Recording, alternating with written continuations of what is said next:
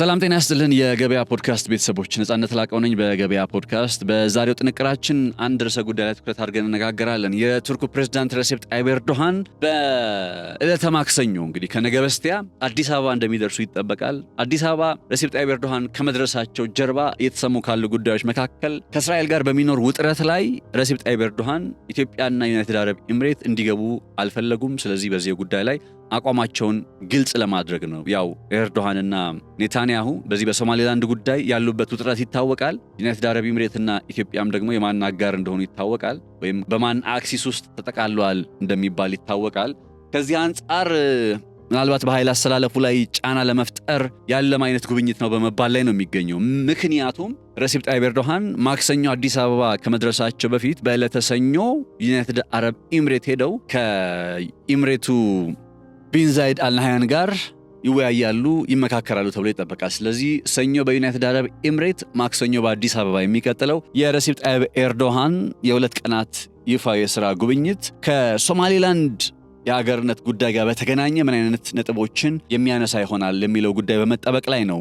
ነገሩ ያስጨነቃት የምትመስለው ሶማሌላንድ ደግሞ ምናልባት ረሲፕ ጣይብ ኤርዶሃን ለኢትዮጵያ በሰላማዊ መንገድ የባህር በር ማግኘት የሚቻልበትን ጉዳይ ከሶማሊያ መልእክት ይዘው መጥተዋል የሚል አይነት ሐሳብን በመደመጥ ላይ ስለሆነ ይሄ ጉዳይ ያስጨነቃት ሶማሌላንድ ከኢትዮጵያ ጋር የባርበራ ወደብን ልንል እንችላለን ከኢትዮጵያ ጋር በትራንዚትና የትራንስፖርት ስምምነት የባህር ላይ ትራንዚትና የትራንስፖርት ስምምነት ለማድረግ ተዘጋጅቻለሁ ብላ በይፋ ባርበራን መጠቀም ጀምሮ የሚል ጥያቄን አቅርባለች። እነዚህን ሁለት ጉዳዮች እያየናችሁ አብረን ቆይታ እናደርጋለን። በቆይታችሁ ደስተኛ እንደምትሆኑ እርግጠኛ ነኝ። መልካም ቆይታ ይሆንላችሁ።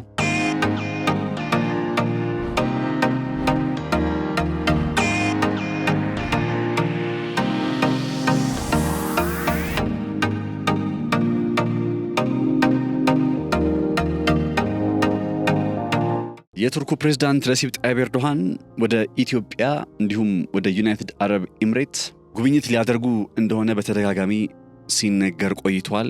እሳቸው ያው ስኬጁላቸውን ሲያመቻቹ ወደ ኢትዮጵያ የሚመጡበትን ቀንም ከዚህ ጋር አብረው ታሳቢ ማድረግ ስለነበረባቸው የአፍሪካ ህብረት የመሪዎች ጉባኤ መጠናቀቁን ተከትሎ በነገው ዕለት ወደ ዩናይትድ አረብ ኤምሬት ጉዞ ያደርጋሉ። ከዛ በዕለተ ማክሰኞ ደግሞ አዲስ አበባ ይገባሉ ረሲፕ ጣይብ ኤርዶሃንና ረሲፕ ጣይብ ኤርዶሃን አፍሪካ ቀንድ ቀጠና ላይ በሶማሊያ ውስጥ ሀገራቸው ኤፍ-16 የጦር ጀቶችን እስከ ማስፈር የደረሰች ሀገር ነች። እሱም ብቻ ሳይሆን በዛው በሶማሊያ ውስጥ ከ20 ቢሊዮን እስከ 60 ቢሊዮን በርሜል ድፍድፍ ነዳጅ ድረስ ለማውጣት የሚያስችል የኢንቨስትመንት ስራ ላይ እንዳሉ ይታወቃል። ቱርክ ለመጀመሪያ ጊዜ በጣም እንደዚህ አይነት ዓለም አቀፋዊ ፕሮጀክት ላይ ስትሳተፍ የመጀመሪያዋ ነው በነገራችን ላይና ሶማሊያ መታ የነዳጅ ቁፋሮ ለማከናወን ነዳጅ ቆፋሪ የባህር ሰርጓጅ የባህር መርከቦቿን ሁሉ አንቀሳቅሳለች። የቱርክ መከላከያ ሚኒስቴርም ይህን ጉዳይ አረጋግጧል። ምናልባትም ከሰሞኑ በተለይ ረሲፕ ጣይብ ኤርዶሃን ወደ ዩናይትድ አረብ ኤምሬት ከሄዱ በኋላ በሚኖራቸው ቆይታ ላይ እነዛ መርከቦች ምናልባትም እዛ ሊደርሱ እንደሚችሉ ይጠበቃል። ሶማሊያ ውስጥ ረሲፕ ጣይብ ኤርዶሃን በሶማሊያ ፖለቲካ ውስጥ እጃቸውን አስገብተዋል ብቻ ሳይሆን ኦልሞስት የሶማሊያን ፖለቲካ እየዘወሩ ነው ሊባሉ የሚችል አይነት ሰው ናቸው። እንደምታውቁት ኢትዮጵያ ለሶማሌላንድ የሀገርነት ዕውቅና ለመስጠት ፍላጎት አሳይታ በነበረበት ጊዜ ወይም ሜሞራንደም ኦፍ አንደርስታንዲንግ የመግባቢያ ሰነድ ስምምነት ተፈርሞ በነበረበት ጊዜ ረሲፕ ጣይብ ኤርዶሃን ናቸው ሶማሊያንና ኢትዮጵያን በማደራደር የአንካራ ዲክላሬሽንን አስፈርመው በተወሰነ መልኩም ኢትዮጵያ የሶማሌላንድን ጉዳይ በተመለከተ ነገሩን በይደር እንድታስቀምጠው ያደረጉት። ከዚህ ባሻገር ታዲያ አሁንም በዚህ በሶማሊያ ውስጥ እስራኤል ለሶማሌላንድ ዕውቅና መስጠቷን እጅግ በጣም አምርረው ከሚቃወሙ አገራት ወይም መሪዎች መካከል ረሲፕ ጣይብ ኤርዶሃን ያክል አለ ብዬ አላስብም። ሆነስሊ ረሲፕ ጣይብ ኤርዶሃን ይህንን አይነት ጠንካራ ተቃውሞ በእስራኤል ላይ ማሰማታቸው ከዚህ ቀደም በጋዛ በእስራኤልና በቱርክ መካከል በነበረው ውጥረት ሳቢያ የዛ ውጥረት ተቀጽላ ነው ወይም ያ ውጥረት ቀጥሎ መጥቶ ነው የሚሉ አይነት ሐሳቦች እንዲደመጡ ምክንያት ነበሩ። ነገር ግን በተጨባጭ የረሲፕ ጣይብ ኤርዶሃን አስተዳደር እስራኤል በሶማሌላንድ ውስጥ ጣልቃ መግባቷን ለምንድን ነው የሚቃወሙ ሲባል ከረሲፕ ጣይብ ኤርዶሃን ተቃውሞ ጀርባ በሶማሊያ ውስጥ ቱርክ ምናልባት በታሪኳ ለመጀመሪያ ጊዜ በጣም ግዙፍ የሆነ የነዳጅ ሀብት ቁፋሮ የምታከናውንበት ስፍራ በሶማሊላንድ ውስጥ ስለሚገኝ ነው። እንደምታውቁት ሶማሊላንድ ከገልፍ ኦፍ ኤደን ወይም ከአደን ባህረ ሰላጤ ጋር አላይን እንዲሆነች አብራ የተሰፋች ሀገር ነችና በዚህ አግባብ አሁን ረሲብ ጣይብ ኤርዶሃንና ሐሰን ሼክ መሐመድ ተፈራርመውታል የሚባለው ይሄ የድፍድፍ ነዳጅ ፕሮጀክት አብዛኛውን ይከናወናል ተብሎ ሲጠበቅ የነበረው በኤደን ባህረ ሰላጤ ላይ ነው። ወይም ደግሞ አሁን ሶማሊላንድ ማለትም በእስራኤል እውቅና የተሰጣት ሀገር በሷ ግዛት ውስጥ ነው ይከናወናል ተብሎ ሲጠበቅ ነበር። ስለዚህ ረሲብ ጣይብ ኤርዶሃን የእስራኤል ለሶማሊላንድ እውቅና መስጠት ምናልባት በኤደን ባህረ ሰላጤ ላይ ከናውነዋለሁ ብለው ያቀዱትን የሀገራቸውን የኢነርጂ ጥያቄ ለማሟላት መልስ ለመስጠት ያሰቡበትን መንገድ በዜሮ የሚያጣፋባቸው አይነት እንዳይሆንም እየተገለጸ ነው የሚገኘው። እንዲያውም አንዳንዶች ወትሮም ለካ እስራኤል ለዚህ ነበር ለሶማሊላንድ ተሽቀዳድማ እውቅና የሰጠችው ቱርክ ረብጣ ቢሊዮን ዶላር ከሚያስገኘው የድፍድፍ ነዳጅ ሀብት ላይ ተጠቃሚ እንዳትሆን ለማድረግ ነው የሚል አይነት አስተያየትንም እየሰነዘሩ ነው የሚገኙት። ናው ቱርክ በእንደዚህ አይነት ሁኔታ ውስጥ ሆና በረሲብ ጣይብ ኤርዶሃን አማካኝነት ወደ ዩናይትድ አረብ ኤምሬት ትሄዳለች፣ ወደ ኢትዮጵያም ትመጣለች። አሁን ለምንድን ነው የሚለውን ነገር በተወሰነ እንመልከተው። ለምሳሌ ትላንት ሳውዲ አረቢያ በውጭ ጉዳይ ሚኒስትር አማካኝነት ከኢትዮጵያ ጋር ያላትን ፍላጎት አሳይታለች አይደል? አብራ መስራት የምትፈልግባቸውን አማራጭ ለማቅረብ መዘጋጀቷን የመሳሰሉትን። አሁን ረሲብ ጣይብ ኤርዶሃን ወደ ኢትዮጵያ ሆነ ወደ ዩናይትድ አረብ ኤምሬት ሲያቀኑ then what so what ምን አይነት ጉዳዮችን ለማሳካት ነው የሚለው ነገር የግድ መነሳት አለበት።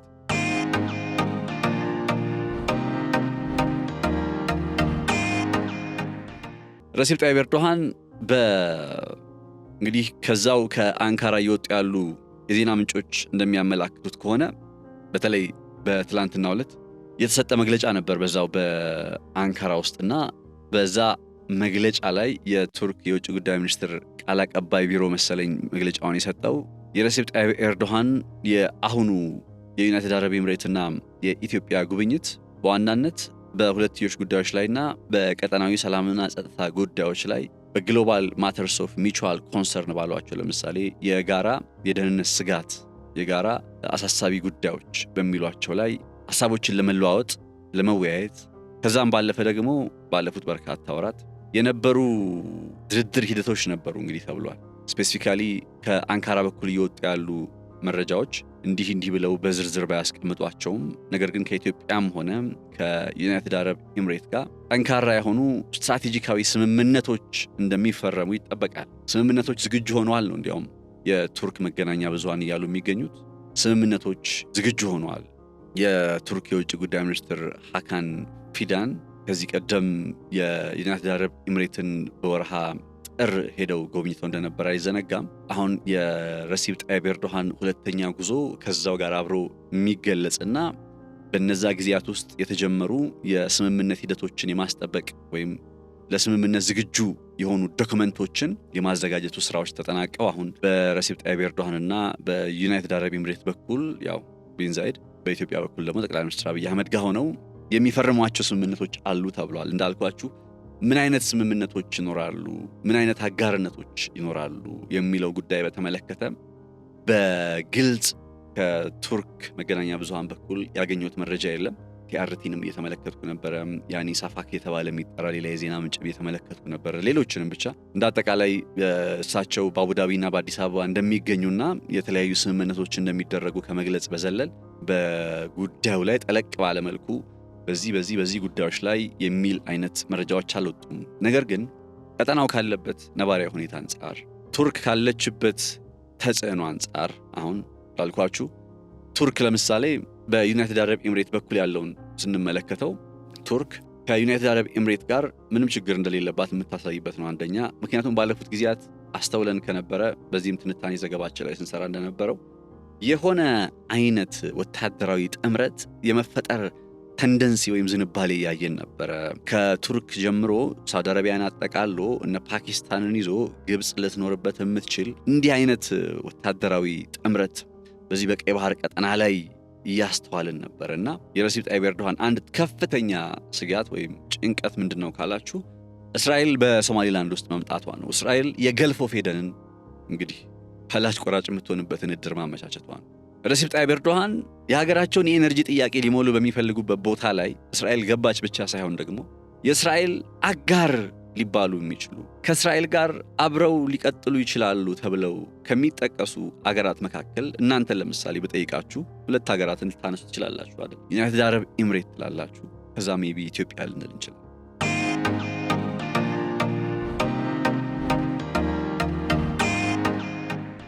አሁን ዩናይትድ አረብ ኤምሬት በሶማሊላንድ ውስጥ ያው ዲፒ ወርልድን በተደጋጋሚ ነግሬያችኋለሁ። ለዩናይትድ አረብ ኤምሬት ሶማሊላንድ ትሬዠር ነች። በቃ ገብቷችኋል? እንዲህ በቀላሉ አሳልፋ ማትሰጣት ትሬዠር ነች። በቃ መግቢያ ነች፣ ወደ አፍሪካ መግቢያ ነች። ምክንያቱም በየመን ውስጥ በሳውዲዎች አማካኝነት ኦልሞስት የተባረረች ነው። በሱዳን ፖለቲካ ውስጥም የነ ሐምዳን ዳጋሎ ሄሜቲ ኦልሞስት አስቸጋሪ ሁኔታ ውስጥ ነው ያለው። ስለዚህ ኢትዮጵያን ያላት አጋርነት እንዳለ ሆኖ ለዩናይትድ አረብ ኤምሬት ሶማሊላንድ የምትባለው ሀገር ወይም ግዛት እጅግ በጣም ስትራቴጂካዊ የሆነች ሀገር ነች። አሁን እቺ ቦታ ግን ያው ረሲብ ጣይብ ኤርዶሃን በይፋ አይበሉት እንጂ በይፋ አይናገሩት እንጂ በሶማሊላንድ ውስጥ በሚጠቃለለው በአብዛኛው ማለት ነው የኤደን ባህረ ሰላጤ ክፍል ላይ ማከናወን የሚፈልጉት የነዳጅ ቁፋሮ ፕሮጀክት አለ። አሁን ረሲብ ጣይብ ኤርዶሃን ለሶማሊያ አንድነት፣ ለሶማሊያ የግዛት ሉዓላዊነት የመሳሰሉት ነገሮች እያሉ ነው በተደጋጋሚ ሲናገሩ የምንሰማቸው። አሁን ግን ወደውም ሳይሆን ተገደው ወደ አንድ ሁኔታ ውስጥ ለመምጣት እየተገፉ ይመስለኛል። ከዚህ ቀደም እንዳልኳችሁ ረሲብ ጣይብ ኤርዶሃን ስለ ሶማሊያ አንድነት፣ ስለ ሶማሊያ የግዛት ሉዓላዊነት ምናምን ተጨንቆ አይደለም አይደል F-16 ጀቶችን እዛ ያሰፈር። ስትራቴጂካሊ ማሳካት የሚፈልጉት ጥቅም ስላለን እንዳልኳችሁ በርሜል ማለት ድፍድፍ ነዳጅ ከ20 እስከ 30 ቢሊዮን ድረስ የሚጠጋ ድፍድፍ ነዳጅ እና በዚህ ቦታ ላይ ግን ለመስራት አንደኛ ዩናይትድ አረብ ኤምሬት አለችበት፣ ሁለተኛ ኢትዮጵያ አለችበት።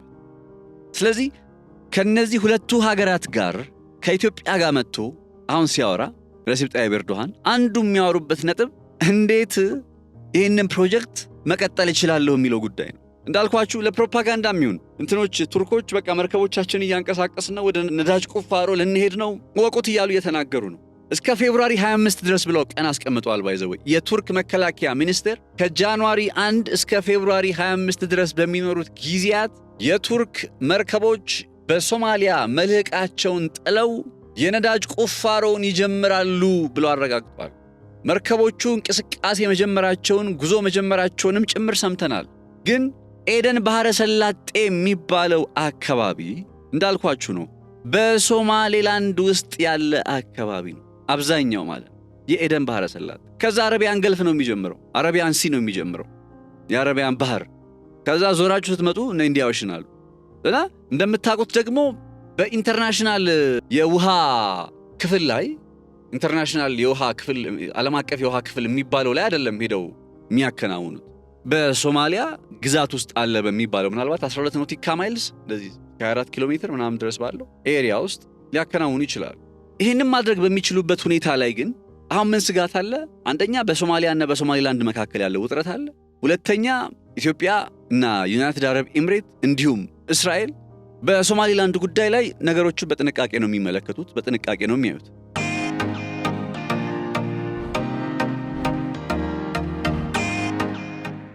ስለዚህ ረሲብ ጣይብ ኤርዶሃን እንግዲህ የመጨረሻውን ውሳኔ ከመወሰናቸው በፊት የመጨረሻ ውሳኔ ምን ሊሆን ይችላል አብረን እንመለከታለን። እኔ ግን አንድ ዋይልድ የሆነ ቲዮሪ ያለኝ በኋላ ላይም አነሳዋለሁ።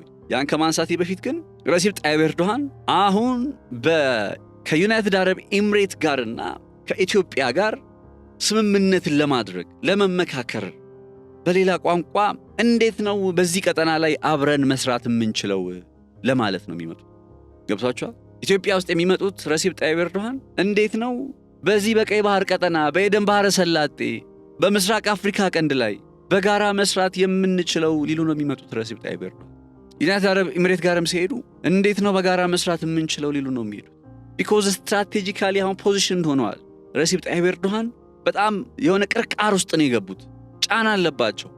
የመጣ ይንጣ ብለው በሶማሌላንድ ውስጥ ይሄ በኤደን ባህረ ሰላጤ በሚባለው አካባቢ ላይ የነዳጅ ቁፋሮን ቢጀምሩ ከእስራኤል ጋር ቀጥታ ወደ ውጥረት ውስጥ ሊገቡ ነው፣ ወደ ፍጥጫ ውስጥ ሊገቡ ነው። አስቡት። እንዳይተውት ነገር ደግሞ ቱርክ በታሪኳ ለመጀመሪያ ጊዜ ነው እንደዚህ አይነት ስትራቴጂካዊ ጥቅም የምታገኝበት የኢነርጂ ጥያቄዋን የምታሟላበት አይነት ስራ ያገኘችው በጣም በጣም በጣም እድለኛ ሆናል። ይሄን እድል እንዴት አሳልፋ ትሰጣለች ወይም ይሄን እድል እንዴት ተስፋ ትቆርጥበታለች ነው ጥያቄው።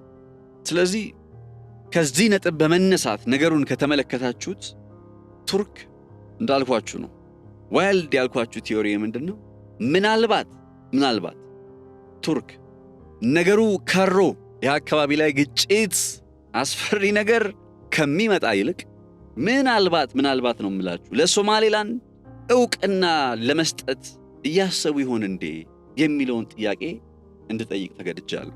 ቱርክ ለሶማሌላንድ ዕውቅና ብትሰጥ እርግጥ ነው ይሄ ከዛሬ ስታወራለት የነበረው የሶማሊያ እንደዚህ ያለች ስታወራ የነበረው ነገር ኦልሬዲ ሊጋጭባት ይችላል።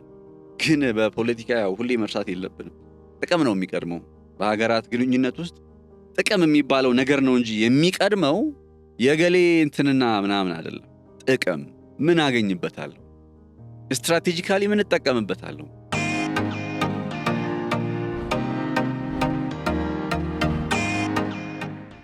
እንዳልኳችሁ በኤደን ባህረ ሰላጤ ላይ ሶማሌላንድ ባለችበት የኤደን ባህረ ሰላጤ ላይ የነዳጅ ቁፋሮ ስራ ለመጀመር ደፋ ቀና የምትል ሀገር በዛ ስፍራ ላይ የነዳጅ ቁፋሮ ማከናወን የማትችልበትን መሰናክሎች ለመጠራረግ የምትወስን ከሆነ ይህ አካሄዷ ቱ ዘ ኤክስትሪም ሲሆን በጣም ሲገን ነው የምላችሁ። ታዲያ ለሶማሌላንድ ዕውቅና ለመስጠት እያሰበች ሆነ ወይ? በሌላ ቋንቋ ስንገልጸው ዋት ኢፍ ሶማሌላንድ ራሷ ለቱርክ ዕውቅና ስጭኝና ፕሮጀክቱን ከኛ ጋር ተፈራርመን መስራትሽን ቀጥይ ቢሏት የሶማሌላንድ ሰዎች ለቱርክ ይሄንን ኦፈር ቢያቀርቡላቸውስ? ስለዚህ ረሲፕ ጣይብ ኤርዶሃን ይሄንን ተጠቃሚነታቸውን በሰላማዊ መንገድ ለመጨረስ ነው የሚመኙት። እንደምታውቁት ወደ ግጭት ወደ ውጥረት ውስጥ ነገሩ ሳይገባ በሰላማዊ መንገድ ለመቋጨት ነው የሚመኙት። አሁን it's all about በዕለተ ሰኞ ዩናይትድ አረብ ኤምሬት በዕለተ ማክሰኞ አዲስ አበባ የመምጣታቸው ምክንያትም ከዚህ የዘለለ አይነት እንደማይሆን ግልጽ ሊሆን ይገባል። ይሄ በሰላሙ ካሰብነው በሰላሙ ስናስበው ወይም በሰላማዊ መንገድ ነገሩን ለመፍታት ረሲፕ ጣይብ ኤርዶሃን ፍላጎት ካላቸው የሚኖር ሴናሪዮ ነው። ይሄ በሰላማዊ መንገድ ችግሩን ለመፍታት ፍላጎት ከሌላቸውስ በቃ በጉልበት ነገሩን አደርጋለሁ ብለው የሚያምኑ ከሆነስ ረሲፕ ጣይብ ኤርዶሃን እስቲል ወደ ኢትዮጵያና ወደ ዩናይትድ አረብ ኤምሬት የመጡት ነገሬ ጉዳዬ ጸቤ ከእናንተ ጋር አይደለም ከእስራኤል ጋር ነው ለማለትና ምናልባት እናንተን የማይመለከት አይነት ነገር ነው ማከናወነው የሚለውን ጉዳይ ቀድሞ ለማሳወቅ ባንለውም እንኳን በዛ ጉዳይ ላይ ግን ነገሮችን ክሊር አውት ለማድረግ because አክሲሶች እየተፈጠሩ ነው ብለናል።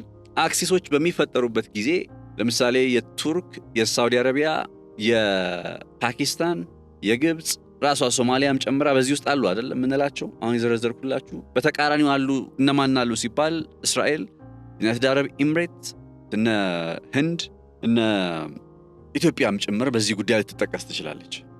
የኢትዮጵያን ጉዳይ በእንደዚሁ እዚህ ቦታ ላይ ሁልጊዜ መጥቀሱ የሚከብደኝ ለምንድን ነው? ኢትዮጵያ እንደዚህ አንደኛው ጋር ተለጠፈች የሚለውን ነገር ነው ግዴታ ካልሆነባት በቀር ባትገባ ብዬ ስለማምን።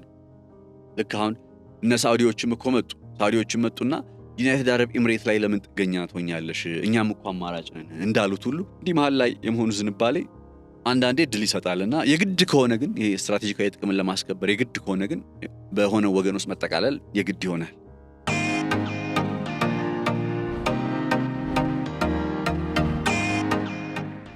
ዩናይትድ አረብ ኤምሬትና ወደ ኢትዮጵያ የሚመጣው የረሲፕ ጣይብ ኤርዶሃን ጉብኝት ከሚኖሩት አንድምታዎች መካከል በምስራቅ አፍሪካ ቀንድ ቀጠና ላይ አንደኛ ኢትዮጵያ ምን ያክል ቁልፍ የሆነ ቦታ ላይ መቀመጧን ያሳያቸዋል። ቁልፍ የሆነ ስትራቴጂካዊ ቦታ ላይ መቀመጧን ከቀናት በፊት የሳውዲ አረቢያ የውጭ ጉዳይ ሚኒስትር መጥተው ነበር። አሁን ረሲብ ጣይብ ኤርዶሃን እየመጡ ነው። ያው ረሲብ ጣይብ ኤርዶሃን ደግሞ እንደምታስታውሱት ቀደም ብሎ ወደ ሳውዲ አረቢያ ሄደው ነበር። ሳውዲ አረቢያ ከንጉስ አልጋወራሽ መሐመድ ቢን ሰልማን ጋር ተገናኝተው ነው የመጡት እንደምታስታውሱትና የሆኑ የዛ ቀጣይነት ያላቸው ሐሳቦችም ሊኖሩ ይችላሉ። እና ወደ ዩናይትድ አረብ ኤሚሬት የሚሄዱ ዝንባሌ ያው ዩናይትድ አረብ ኤሚሬት ከእስራኤል ለመነጠል ይከብዳል ማለት ዩናይትድ አረብ ኤሚሬት ለእስራኤል 2020 ላይ ዕውቅና ሰጥታ ግንኙነትን ኖርማላይዝ ማድረግ የሚለውን አይነት ስራ ከጀመረች ዋላ ደር ብላለች እና በዛ ምክንያት ይፈራሉ። ግን ደግሞ መታወቅ ያለበት ነገር ሁሉ ጊዜ አገራት ጥቅማቸውን ሊያስከብሩ ጥረት በሚያደርጉበት ጊዜ በቃ የራሳቸው ጉዳይ ነው ቅድሚያ የሚሰጠው እንጂ ማን ከእስራኤል ጋር ግንኙነት አለው ማን ከእስራኤል ጋር ግንኙነት የለውም እያሉ አይደለም ትብብር የሚፈጥሩት አጋርነትን የሚፈጥሩት። እና ዩናይትድ አረብ ኤሚሬት ጋር በቃ እኮ ግልጽ እኮ ነው ዩናይትድ አረብ ኤሚሬትም ኢትዮጵያም ከዚህ ቀጠና ካሉ ሀገራት በተለየ ከሶማሊላንድ ጋር ከእስራኤል ጋር አብረው ስማቸው የሚነሳ ሀገራት ናቸው ምንም ጥያቄ የሌለው ነገር። ስለዚህ እዚህ ቦታ ላይ እሳቸው ሲመጡ እነዚህ ሁለት ሀገራት ረሲብ ጣይብ ኤርዶሃን ሲመርጡ ነገሩ ባንድም ይሁን በሌላ ከዚያው ጉዳይ ጋር የተገናኘ ከሶማሊላንድ ጉዳይ ጋር የተገናኘ ሶማሊላንድ ውስጥ ለሶማሊላንድ ዕውቅና እንዳትሰጡ ለሶማሊላንድ እንዲህ እንዳታደርጉ የሚል ነገር ማድረግ አይችሉም። እንደምታውቁት ለምሳሌ ያክል በሌሎች የዜና ሰዓታት መረጃዎቻችን ላይ ሰምታችሁት እንደሚሆን አስባለሁኝ ይሄ የሶማሊላንድ ከኢትዮጵያ ጋር በትራንዚት ንግድና የትራንስፖርት ስምምነት ለማድረግ በዝግጅት ላይ መሆኗን የሀገሪቱ ፕሬዝዳንት የተናገሩበት መረጃ ተሰምቷል። ያው ፕሬዝዳንት አብዱራህማን አብዱላሂ ከኢትዮጵያ ጋር የትራንዚት ንግድ እና የትራንስፖርት ስምምነት በሌላ ቋንቋ ምንድነው የባርበራ ወደብን መጠቀም ጀምሩ ማለት ነው። በነገራችን ላይ የባርበራ ወደብን መጠቀም እንጀምር ማለት ነው። የባርበራ ወደብን ተጠቀሙ በቃ ከዚህ በኋላ አገር ነን። ዩሲ አሁን ሶማሊላንድ በራሷ ኦፈር የምታቀርብልን ሀገር ሆነ። ይሄ ሁሉ ጉዳይ ምንድነው? ይሄ ሁሉ በአንድ በኩል ሶማሊላንድ የበርበራ ወደብን ተጠቀሙ፣ በሌላ በኩል ረሲብ ጣይብ ኤርዶሃን መጥተው ስለ ሶማሊላንድ ጉዳይ የሚያወሩት ሳውዲ መልእክተኞቿን የምትልከው ምንድነው? የሁሉ ነገር ስትሉ በዚህ ቀጠና ላይ በምስራቅ አፍሪካ ቀንድ ቀጠና ላይ በጥቅሉ በምስራቅ አፍሪካ ላይ ኢትዮጵያን ያህል ትልቅ እድል ያለበት ሀገር የለም። ትልቅ ኢኮኖሚ ነው ያለው፣ ትልቅ ኢኮኖሚ።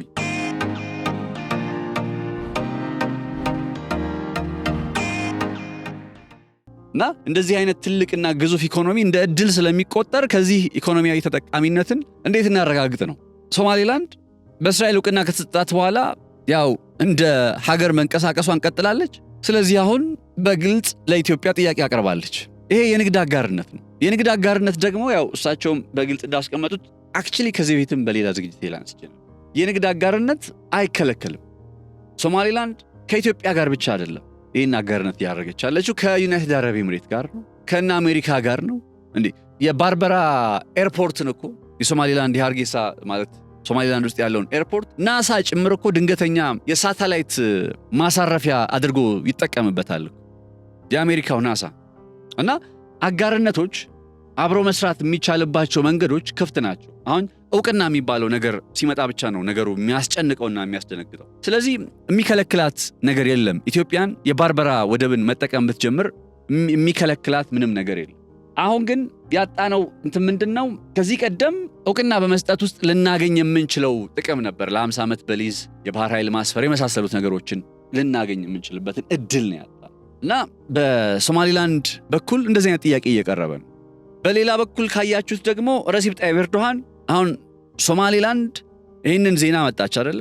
ሶማሊላንድ በባርበራ ወደብ አማካኝነት የትራንዚት ንግዶች እንዲከናወኑ የሚያስችል ከኢትዮጵያ ጋር የትራንዚት ንግድና የትራንስፖርት ስምምነት ለማድረግ በዝግጅት ላይ መሆኗን አሳወቀ።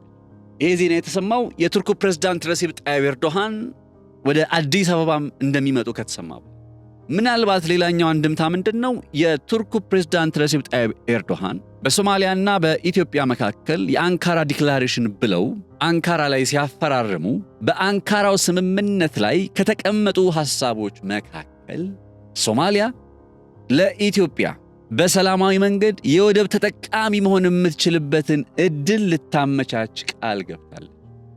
በአንካራው ዲክላሬሽን ላይ ያ ሶማሊያ አልገብታ የፈረመችው ሐሳብ ላይ የተቀመጠው ጉዳይ ምንድነው? በ4 ወር ጊዜ ውስጥ የሚል ሐሳብ ተቀምጦ እንደነበረ ከዚህ ቀደም ነግሬያችኋለሁኝ ከስምምነቱ መፈረም ወደ ትግበራ ከመጣ በኋላ በ4 ወር ጊዜ ውስጥ የባህር በር ጥያቄ ጉዳይ መልስ ሊያገኝ እንደሚችል ተቀምጧል። ምንም ጠብ ያለ ነገር የለም። ኢትዮጵያም አሁን አጋጣሚውን ተጠቅማ ረሲብ ጣይብ ኤርዶሃን ከምን አደረሱት ተብለው መጠየቅ ያለባቸው አንዱ ጉዳይ ይሄ ነው። ባይዘው የረሲብ ጣይብ ኤርዶሃን በአንካራ ላይ ቁጭ አድርገው ጠቅላይ ሚኒስትር አብይ አህመድንና ፕሬዝዳንት ሼክ መሐመድን አደራደሩና ይህን ሐሳብ አስቀመጡ እና ዜን ከዛ በኋላ ምን ሆነ? 4 ወሩ አለፈ። በሰላማዊ መንገድ ይቀመጣል ተብሎ የቀመጠ ወይ መልስ ያገኛል የተባለው ጉዳይ ከምን ደረሰ ተብሎ መጠየቅ ካለበት አንዱ መጠየቅ ያለበት እሱ ነው። ስለዚህ ምናልባት በዚህ ጉዳይ ላይ መልስ ይዘው መጥተው ይሆን ወይ የሚለውም ጉዳይ ሌላኛው የዚህ የረሲብ ጣይብ ኤርዶሃን ጉብኝት ሌላኛው አንድምታ ነውና እነዚህ ጉዳዮች አበይት በቀጣይ ቀናት የምንጠብቃቸው ዋና ነጥቦች ናቸው። ለማንኛውም በዛሬው ጥንቅራችን በስፋት የተመለከትነው ጉዳይ የረሲብ ጣይብ ኤርዶሃን ወደ ዩናይትድ አረብ ኤምሬትና ወደ ኢትዮጵያ የሚያከናውኑት ጉብኝት ነው። ጉብኝቱ ከተከናወነ በኋላ ደግሞ በተለይ ወደ ሮብ አካባቢ ላይ እንጠብቅና አጠቃላይ አንድምታው ምን ይመስላል የሚለውን ነገር ዝርዝር የምንመለከት ይሆናል። በተለይ ተጨባጭ የሆኑ ስምምነቶችንም ይከናወናሉ ተብሎ ስለሚጠበቅ እነዛን ስምምነቶችም ታሳቢ ባደረገ መልኩ ትንታኔ ዘገባችን ይዘን ወደ እናንተ እንመለሳለን። ነጻነት ላቀው ነበርኩኝ አብሬያችሁ ቆይታ ያደረኩ። አብራችሁኝ ስለነበራችሁ ከልብ አመሰግናለሁኝ። በቀጣይ እስከምንገናኝ ድረስ መልካም ጊዜ፣ መልካም ቆይታ ይሆንላችሁ።